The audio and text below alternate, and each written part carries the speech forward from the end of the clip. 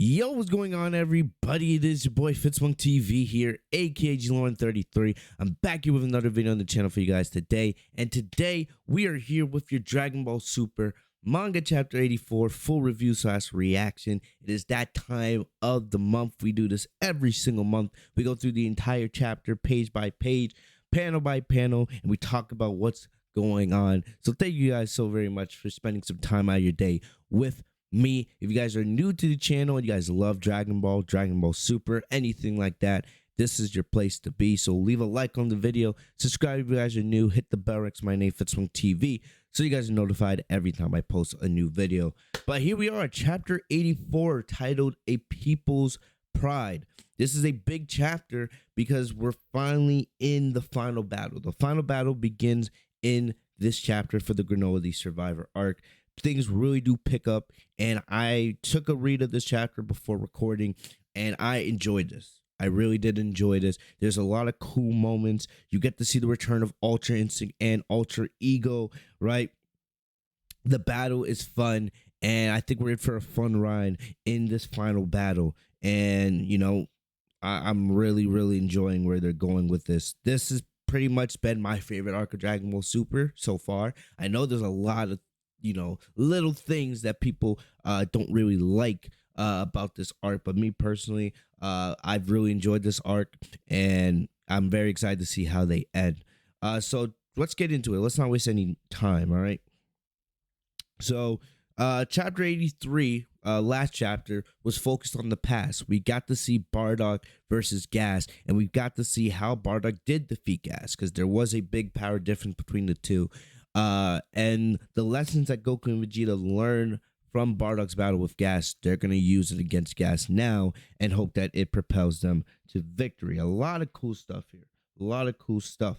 And let's not waste any more time. So if you guys saw, I've done a lot of spoiler videos in the last week. We did an early draft page video. We did a summary video. We did a video a couple days ago talking about some of the leaked images, right? So now we have the full chapter. So if you guys saw my early draft page video, you guys will remember the first couple pages of this chapter. It was just drafts. It wasn't the full detail, but now we have them, right?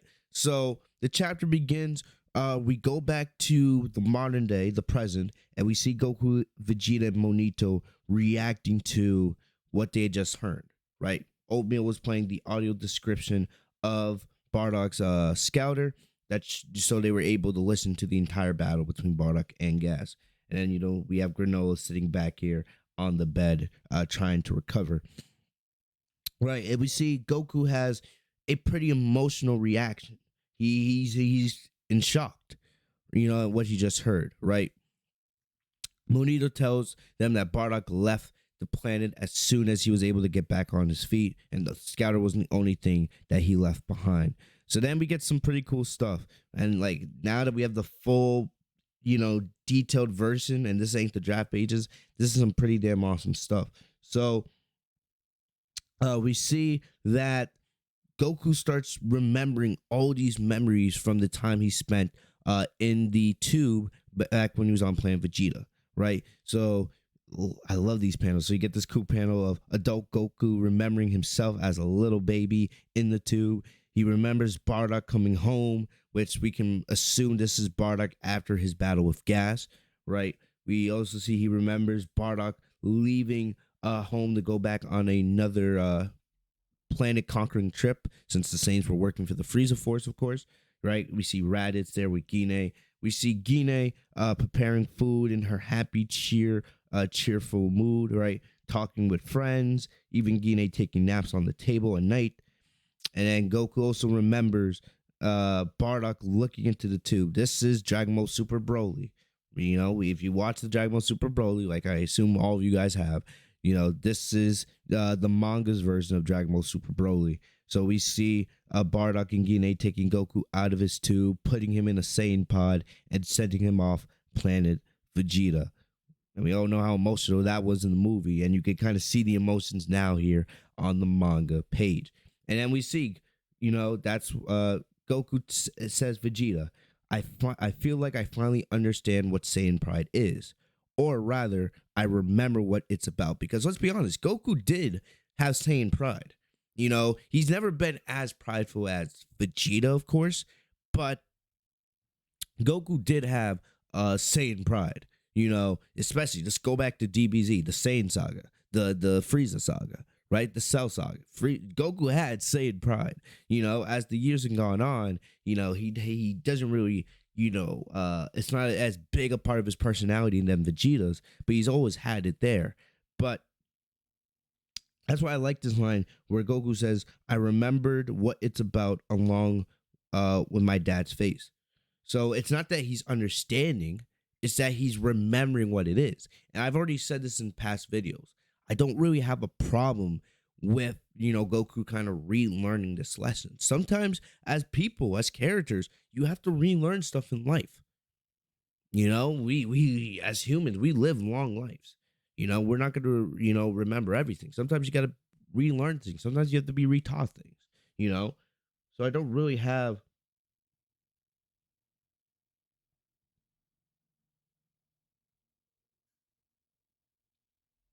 but I don't really have too much of a problem here with Goku relearning what Saiyan pride is, especially when they do it in this way through his father.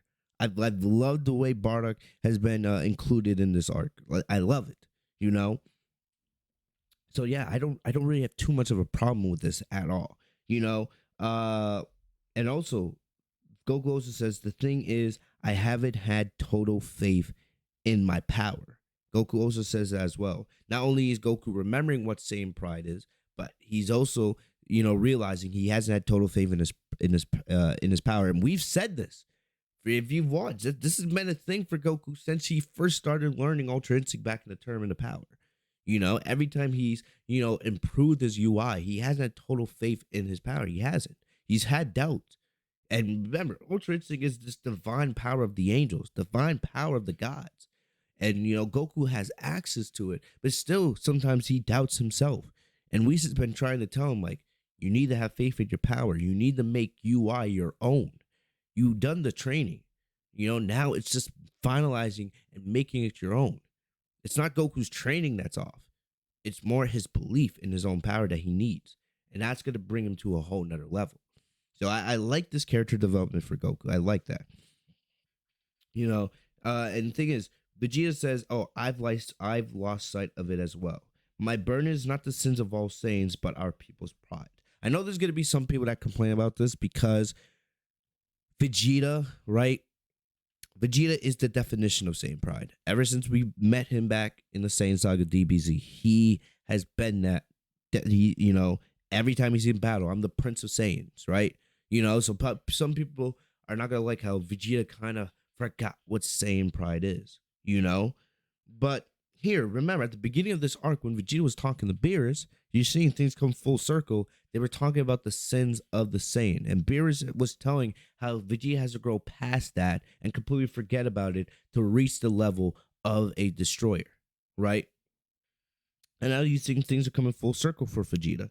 Vegeta says, "My burden is not the sins of all Saiyans, but our people's pride." All the Saiyans are gone now, right? The only ones that are left are, Goku, Vegeta, Broly in Universe 7, the full blood Saiyans, you know, and it's their jobs to continue the pride of the Saiyan race, right? Not to carry the sins and all their evil acts. And of course, Vegeta has evil acts, as we know Vegeta's past, right? Vegeta's job is not to carry all those sins, but it's for him to carry their pride and let that be a motivating factor for him going forward. I like that for Vegeta. Yes, I do think it's a little bit of a problem that Vegeta kind of forgot that pride because Vegeta saying pride is like the number one characteristic of his personality. But at the end of the day, I do like this development for Vegeta, where, how he's realizing, okay, it's not the burdens and the sins. Because remember, Vegeta in the last couple arcs, especially in the Moral Saga, he was talking, he was talking with Moral. He considered himself an evil dude still, right? Now for Vegeta, he's been forgiven for the evil deeds he's, made in the past. He's become a good guy in a way. Now it's him relinquishing that burden of what he's did in the past and going forward and just focusing on being the best person he can be. And this is part of that for him. I'm gonna do more videos on this in the future because I feel like there's a lot of cool takeaways from this chapter. You know, but yeah, you know, I have no problem here with this development for Vegeta. You know, I you did take a little bit of Vegeta's personality away with him losing sight of his same pride, but they did do a good job of kind of bringing it all together, in my opinion. Right. And so for the most part, I like this development for both Goku and Vegeta. And the thing is, you see Vegeta really develop here a little bit later in the chapter, which we'll talk about. But yeah, in terms of development for both these guys, man, I'm fine with it. I'm fine with it for the most part. You know, there's little things you can, nitpick at, but for the most part, I like this for Goku and Vegeta. Goku, remembering what Saiyan pride is and having faith in his power, having faith in Ultra Instinct. And Vegeta, right, for him to grow, having remembering the pride of all the Saiyans, not just the pride he has in himself, but remembering the pride of all the Saiyans, not their sins. Let those sins go, but remembering all of the pride of all of the Saiyans and using that as fuel to motivate him to greater heights. That's what I like. I really do like that. So, yeah, so that's the character development for both Goku and Vegeta there. I felt like I needed to spend a little bit of time talking about that before we go forward. But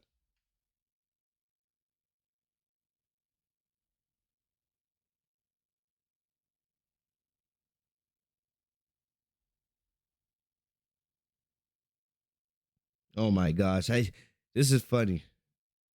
This was funny. So a lot of people noted because the chapters came out, you'll see Vegeta in most of these panels is not wearing the destruction earring that he got from Beers, right? So Toritaro just tweeted out a little bit ago that he apologized. Uh, uh, he apologized for forgetting to write Vegeta's ear cuffs, right?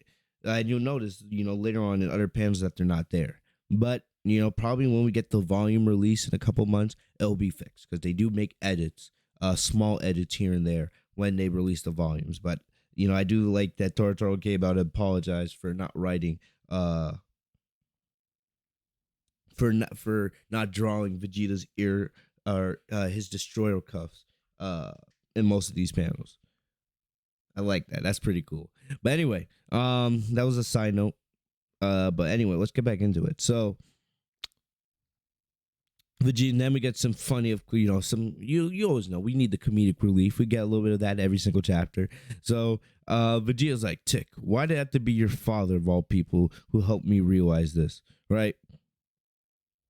And to think that you and Radish survived when you were young because of a wish on the Dragon Balls. That's not fair. Goku's like, give me a break. And Vegeta's like, wishing for you to thrive and all.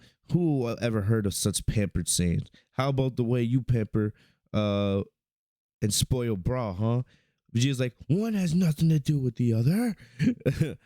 And of course, as they're bantering, Monito is reflecting on Bardock's legacy a little bit, and he's realizing, a people's pride isn't about atoning for sins of the past, and it ain't about taking revenge. It's about accepting your nature and sticking to your convictions. And that's true of anything out there. So now you're getting some of the big lessons of this arc, coming through Bardock. So Bardock is like, in a way, Bardock's like the big moral being here. And, his legacy and what he did, it's affecting Granola, it's affecting Goku, it's affecting, what's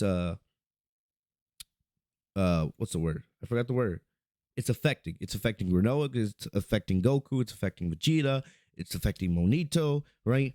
And it's also affecting the Heater Clan in a way, right? Because Gas is fighting this battle, remembering his battle with Bardock in the past as well. So lots of cool things are happening here. Lots of pretty cool things.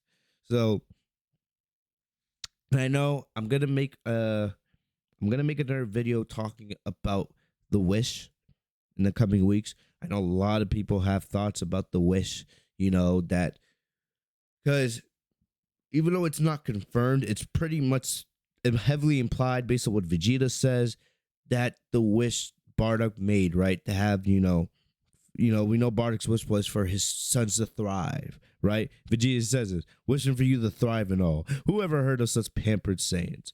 So basically, it's assumed that that's the reason why Goku and Raditz survived as kids. And I'm gonna make a video going into it. I do have some problems with it, not as much as other people in the community are. It really doesn't affect me as much. It's not perfect. I understand that, but it's not make or break for me. There's other things that have pissed me off a lot more in Dragon Ball Super than Bardock's wish here. But that's a video I will make for another day. So just want to let you guys know. I don't want to spend really too much time talking about the wish. We talked about it last month. We're talking about it a little bit now. I will make a separate video on that. I just had to check something. But anyway, like I said, so then Monito calls Goku and Vegeta over, right? And he's like, let me patch you up a bit before Gas gets back. And by patching up, he's actually pretty much able to heal them back to full power. Which, let me know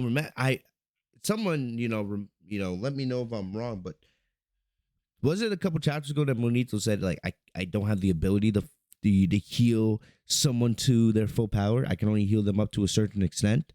But he's able to fully heal Goku and Vegeta here and give them new outfits. So I don't know if Bardock's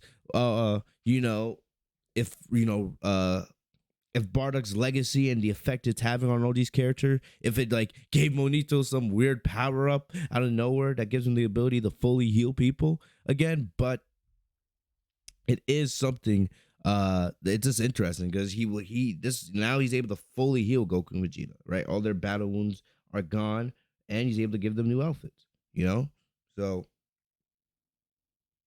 there you go.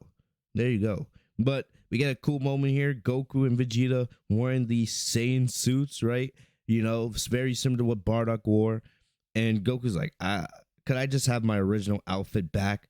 I can't get used. And Vegeta's like, I can't get used to this jacket, right? And Monito's like, what? You don't want to dress how Bardock once did?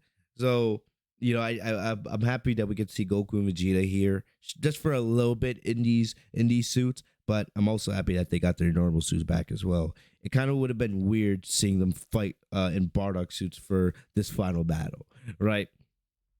And also, we don't see it in this chapter, but I do want to see Goku wear Bardock's scouter. Like, please give me that moment. Please give me that moment before we're done here. Okay? But anyway.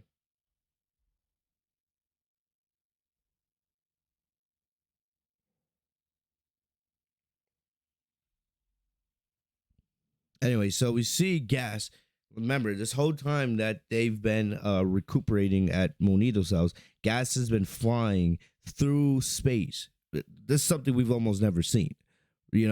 A character being able to fly through space at that rate of speed is absolutely crazy. Absolutely crazy. So he makes it back to Planet Hero in about 20-30 minutes, right? And so there he goes. He lands right in front of Monito's house. Right in front of Monito's house. And you see he's not really angry, but he's like, damn, I wasted a lot of time. And you see Goku and Vegeta, they're fully healed for the most part, right? And they got their normal outfits back on. So then Gas is like, get out here, Saiyans. That's kind of cool. And Oyo, who's been like the little scout this whole arc, he tells the Heater Clan, he tells Alec and Maki that Gas is back. Alec then sees this and he's like, let's move our ship over. We'll not get too close. Remember, as smart as Alec is, he's not a fighter. Gas is the fighter in the crew, so they want to stay out of harm's way because they know things are probably gonna get pretty brutal here in a little bit. So Oyo's like, hey there, brother, how you feeling? And instead of being mad, I gotta give Gas credit, man. He's not really angry. He's more just like disappointed that he's wasted too much time. But Gas tells Oyo, tell Alec that he'll be fittest here very shortly. Oyo says good luck, and he's like, I'll have a tasty meal waiting for you. This goes hard. These next couple pages go hard. Easily my favorite stuff of the chapter, right? So we get this badass panel of both Goku and Vegeta coming out. I cannot wait to see this animated one day, but God willing. So you see Goku and Vegeta coming out of Bonita's house, right? They are now fully dressed, for the most part, basically fully healed again. Goku in his normal gi, Vegeta in his Buu Saga clothes, right? And a lot of people are saying, like, hey, we know that the Dragon Ball Super superhero movie takes place after this arc, So I guess we're making content. We're staying in the continuity, right? Because we know Vegeta wears his Buu Saga outfit in the superhero movie. So I don't know. Maybe at the end of this arc, that's when we see Goku and Vegeta go train with Broly on Beerus' planet. I don't know, but I do like how Vegeta is now in his Buu Saga outfit. We don't get that much. We usually get Vegeta in his normal Saiyan battle suit, but Vegeta in his Buu Saga outfit here, man, pretty cool. I'm loving this, right? Goku and Vegeta walking out like badasses. This panel just goes hard. Love this panel right here. I love the angle that Toritaro drew it from, right? You look at you can only see like half of Goku's face. Like, that's hard. That's pretty damn cool. But Gas starts talking crap. And Gas is like, I assume you would have run off by now. And now badass Goku comes in and he's like, it's you and your gang who need to leave. Leave? We planned as soon as I've slaughtered you two. And Goku's like, yeah, every time that's Goku always tells the bad guy, leave. This is your chance to leave. And the enemy never leaves, no matter how many times Goku asks. And Goku's like, damn. That's a staple in Dragon Ball. So I love this. I love this dialogue here. So Vegeta's like, I want to defeat this one, even if it kills me. How about you? And Goku's like, well, I'm not letting you have all the fun. And Vegeta, this is the character development I was talking about earlier. Vegeta says, fine, we'll fight together then. I believe that's a first, right? It has to be a first for Dragon Ball Super. Vegeta and Goku have fought side by side in nearly every arc at some point. Tournament power against Jiren. They did it against Moro. Right? They didn't fight side by side against Granola, really. But that was different. They fought side by side against Zamasu,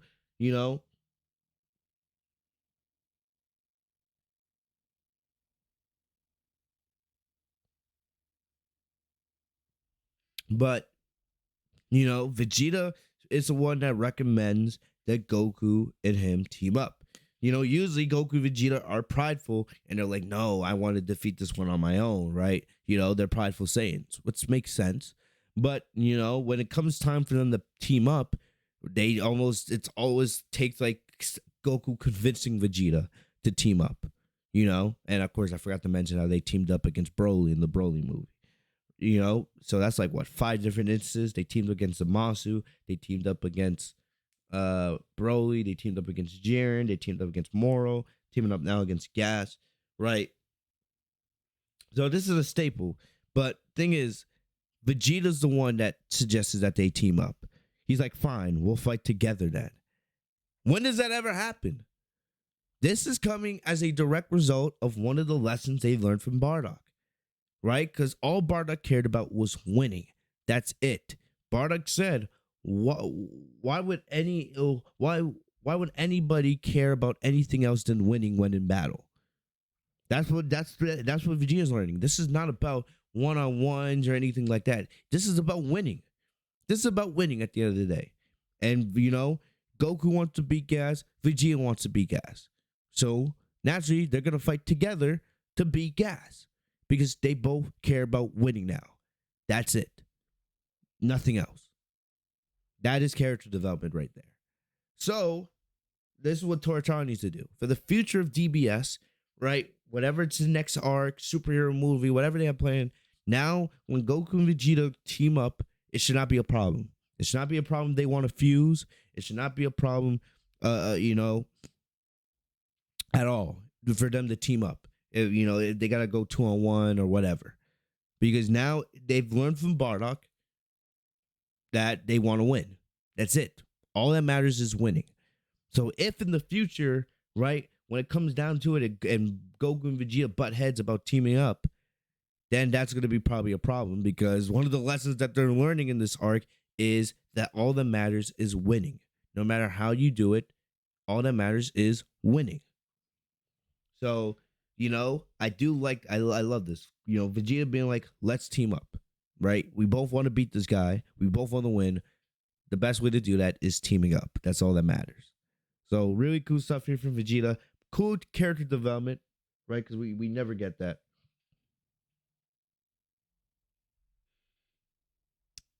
It's crazy, man. I got a call as I was recording, man.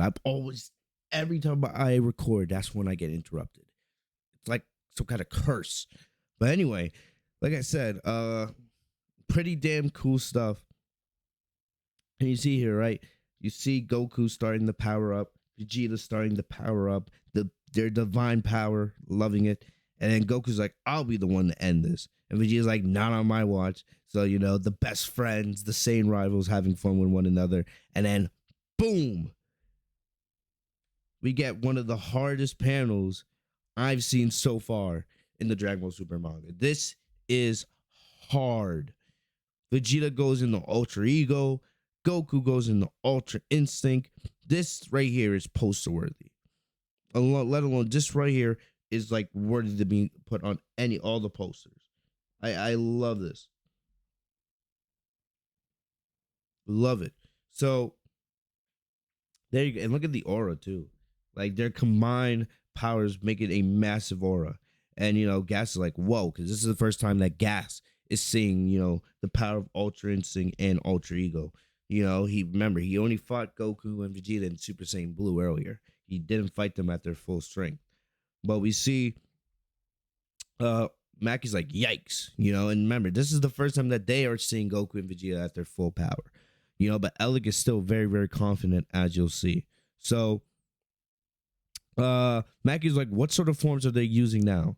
He says, so remember, Oil's seen these powers already. Oil's like, that Goku guy's using super duper instinct, even though it's Ultra Instinct. Vegeta's like got his massive ego boost, I think, Ultra Ego, right? And Maki's like, I don't care about their names. I'm asking if they're strong or not. And and Oil's like, yeah, they're really, really strong. Because this is their full forms. But Alec is not really concerned. But look, I just love it. You can see the difference here between their two forms. Ultra Instinct, calm, cool, collected, right? Not focused on emotions. Vegeta here, Ultra Ego, aggressive, a little more emotion. You can see unhinged. I love it. I love it. And then Gas is like, you tend to face me together. Saiyans are as mindless as ever, I see. You still fail to comprehend that such a strategy will not matter given the gulf between us. And then Goku, badass Goku, Goku's like, no, you're the one who doesn't get it. And Gas is like, oh, And Vegeta's like, it's got nothing to do with our odds of victory. What drives us now is the sheer desire to win. There you go. So the Goku Vegeta, this is not about trying to make up the power difference here. This is about winning. Fucking love it. I fucking love it. So we see here, Goku and Vegeta go flying in. Like I said, look, I love Vegeta's face here, man. That's freaking hilarious. But Goku and Vegeta come flying in, and Gas is ready for them. Look at this, man. Vegeta comes on top, Goku on the bottom. Like I said, I'll give Tortaro a lot of credit here. The art here is amazing. It says that sometimes he does have a tendency to draw the same panels a lot. I could go back in the other past manga chapters, and I've seen a lot of these poses already. I'm just nitpicking a little bit. Tortaro is a great artist, but he's not on Toriyama's level. Tortaro has become really, really good over the years, but he's just not on Toriyama's level. It's still here. Goku and Vegeta come flying, and I just love this panel here. That's the difference between those two divine forms. Like, I just love it. So they come flying at Gas, and then we get this amazing shot right here. Goku firing a left hand, Vegeta firing a kick. and Gas blocking him. No matter if you like Gas or not, you gotta give this guy credit, dude. He's taking on Goku at full power and Ultra Instinct, and Vegeta at full power and Ultra Ego, and he's holding his own. He's holding his own. So look at that. Pretty damn cool. That's pretty damn cool. I gotta give Gas credit. Cause I'm telling you right now, if Goku was the one in the middle, or if Vegeta was the one in the middle, we would be saying like they're both badasses. So we got to give Gas some credit as well. Gas, he's kind of a badass here, taking out both Goku and Vegeta at peak power, and holding his own like this. Love it, love it. So Gas is like, yeah, about what I expected. So Gas is basically saying like, I can handle this. Even though this is them at full strength, I should be able to handle this. Like, yeah, you got to give Gas credit. He's a badass here. He's a badass here.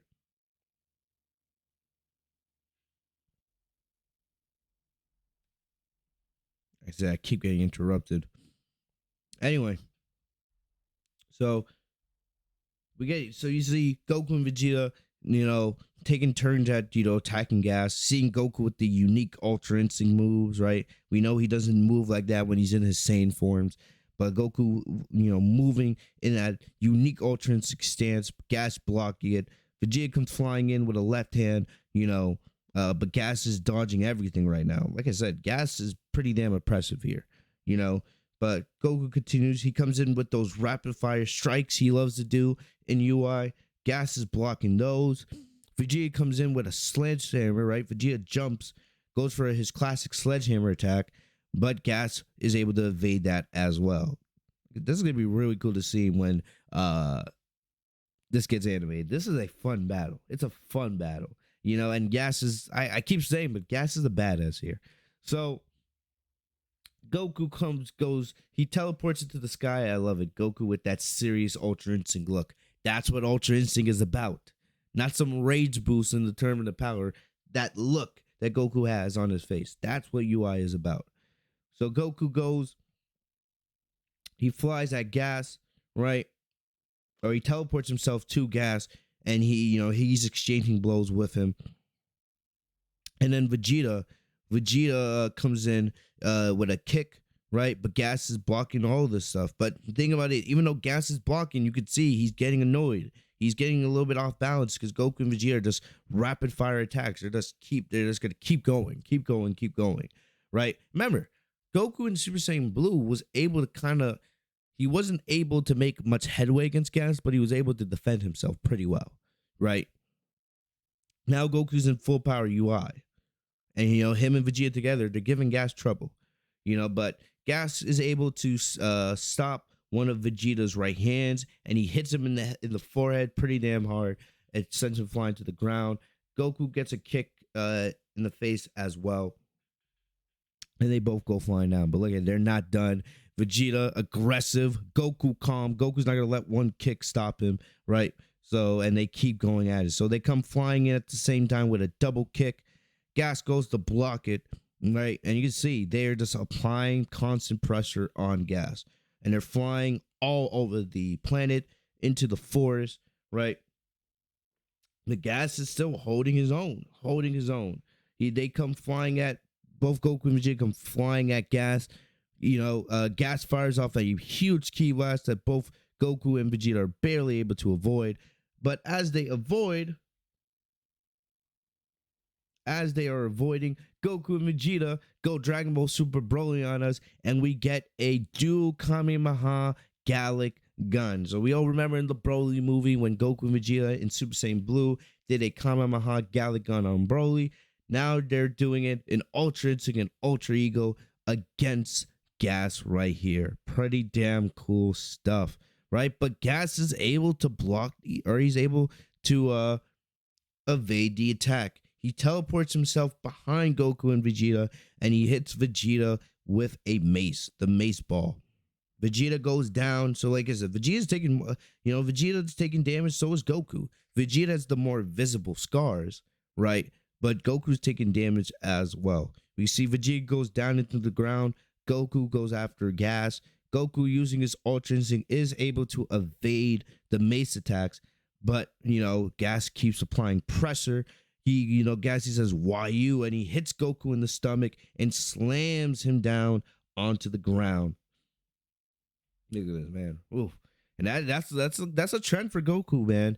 Like Broly, Moro, now here with Gas, Goku, like for some reason people love stomping Goku in the chest. Every single arc he gets stomped in the chest, right? But Goku's still able to maintain his Ultra Instinct here. Even though he is taking damage, he is able to stay in UI. And we see Gas is like, "Don't get cocky, you pathetic monkeys." But from behind, Vegeta is forming a Hakai Ball. This is God of Destruction energy. We've seen Topo do this. We saw Vegeta do it against Granola. This is an energy full, or this is a Ki Blast full of destruction energy, right? He says, "Move aside, Kakarot. This is a God of Destruction move, one capable of erasing mere mortals." And Vegeta says, "If you truly are the strongest, try standing up to this." So we've seen Vegeta do that all the time in Dragon Ball, right? He's done it against Cell. He's done it against Jiren. Vegeta loves taunting his enemy. He did it to Granola earlier in this arc. If you truly are the strongest, stand up to this move. So basically daring Gas to take it head on, because he knows if that touches Gas, he'll get erased. So Goku sees it. He's able to teleport out of the way, and Gas forms a Ki shield, Captain America style, forms a Ki shield, and he says, "Observe as I deflect your worthless move." And he takes it head on with the shield, right? So then we get a struggle here. And then Goku teleports to where Vegeta is to help him push the move. Pretty cool stuff. Ultra Ego, Ultra Instinct, forming a united front here against Gas. So Gas is having trouble with the move, but this also shows how powerful Gas is. Look at his shield is not able to hold against the move. The shield disintegrates, but he's still in the fight, right? So Mackey's like, Gas is losing ground to him. And Oil's like, Alec asks Oil, they already used those transformations, right, Oil? And Oil's like, "Yep, I saw both of them. I saw both of those forms when they were duking out with Granola." And Alec's like, "Then he's fine. The wish to make him the strongest came after that." Mackey's like, "Right, it makes sense. He can still win this." Alec's like, "Then relax. I assumed they might team up against him. As the strongest in the universe, Gas outclasses Granola." "Oh, yeah?" And Alec's like, "Just watch." If you guys remember, there was a line in the summary. When I did the summary spoilers a couple days ago, there was a line that says Gas is from a different universe. And I said, let's wait until we get the full chapter before talking about this, right? And here we have it. Basically, Alex says right here, that's the strongest in the universe, Gas outclasses Granola. That's what that line meant. It didn't mean that Gas was from legitimately a different universe. It basically just meant that Gas, as the strongest in the universe, his power is on a different level than Granola's was. Right? So basically his power is in a different universe than Granola. He's on a whole nother level. Right? So there you go. So Alec is confident. Just watch. But here's the thing. As strong as Gas is, it's going to come back to bite him. I keep saying this. There has to be a condition that made Gas into the strongest in the universe. Just like there was a condition that made Granola into the strongest in the universe. I'm telling you guys, I've been saying it for months now. That will come to pass. At some point, that will have something to do with this final battle. I don't know if it will be the definitive edge that gives Goku and the others victory, but it will have an effect here on the final battle. I am telling you, it will. But anyway, getting back into it. So, Goku and Vegeta are dealing with the move, right? And we see Gas starts to push back. Bro, this shows how strong Gas truly is. He starts pushing the move back on Goku and Vegeta. They're getting dangerously close. Look at Gas is overpowering Ultra Instinct and Ultra Ego Goku and Vegeta. Jeez. Like, damn. It's one thing just to push back UI Goku. You're pushing back both UI Goku and UE Vegeta. Jeez. That is something right there. Give this man his credit. So, anyway, they're getting pushed back. And then Vegeta decides, all right, to go after Gas. So he leaves Goku with the Ki Blast, right? Goku's now on his own dealing with this high energy ball, and he's getting pushed back by it. And if Goku gets overpowered, Goku will legitimately get erased. It's a destruction ball. It's not a normal Ki Blast move. It's a ball made of destruction energy. So if Goku can't deal with this, he will legitimately be destroyed. So Vegeta goes flying at Gas. Gas sees it coming, and he hits Vegeta with a huge kick to the stomach. Right here, you can see Vegeta is in a lot of pain, and then Gas fires some more kicks to Vegeta's stomach, and he hits Vegeta with a right hand down to the ground. So Gas is pretty confident now that he has the battle under control, and he's like, "What's wrong, Saiyan? Losing too much blood? Do you still think you can win?" And Vegeta, channeling that Bardock, he's like, "Why wouldn't I?" Remember, when Gas was beating Bardock's ass last chapter, even still, Bardock was confident in his power and confident that he would win. And Vegeta is channeling that same confidence right here, right now. So Gas is like, "Save your prattle for the afterlife," as he's about to finish Vegeta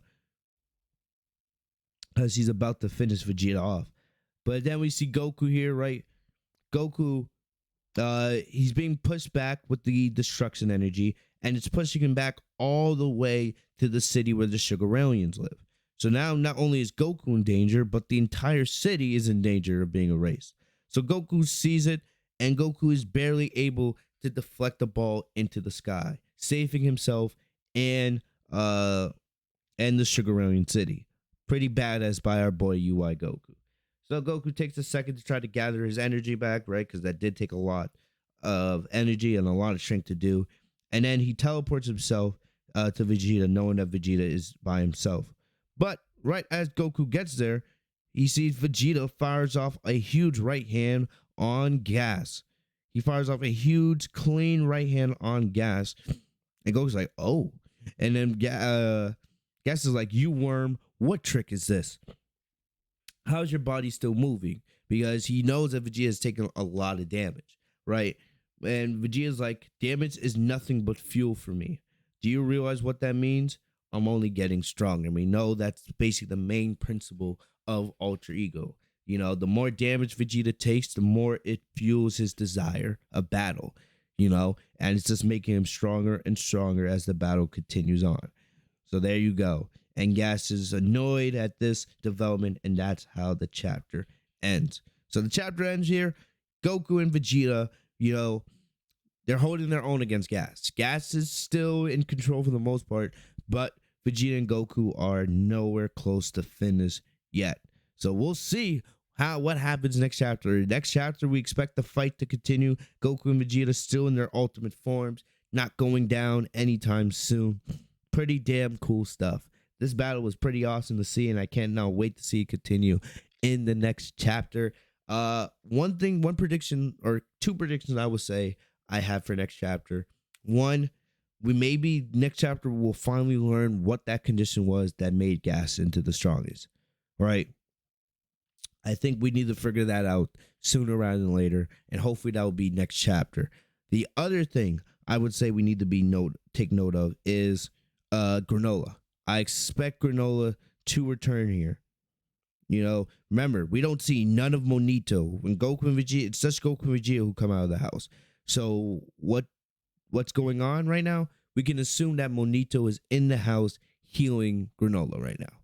I don't know if Granola will be back to full strength. I don't even know if Granola is going to get his eyesight back after his eyes were shot out by Elec and Gas or a couple chapters ago. But I do expect Granola to show up next chapter to help Goku and Vegeta in this fight against Gas. And it'll be interesting. Will Granola come back with a new power-up, right? Who knows? But I do expect Granola to make a return to the battlefield next chapter. I don't know about Monito because the fact that he's made it through and he's still alive and they haven't killed him since Monito's the one that's been healing them. I'm surprised Monito's still alive, but we'll see. We'll see what happens. We'll see what happens. But pretty damn cool stuff here. This was a really enjoyable chapter. Really, really enjoyable. But other than that, that's about it. That's about it. One of my favorite chapters, really. Like I said, I can't get enough of this stuff right here.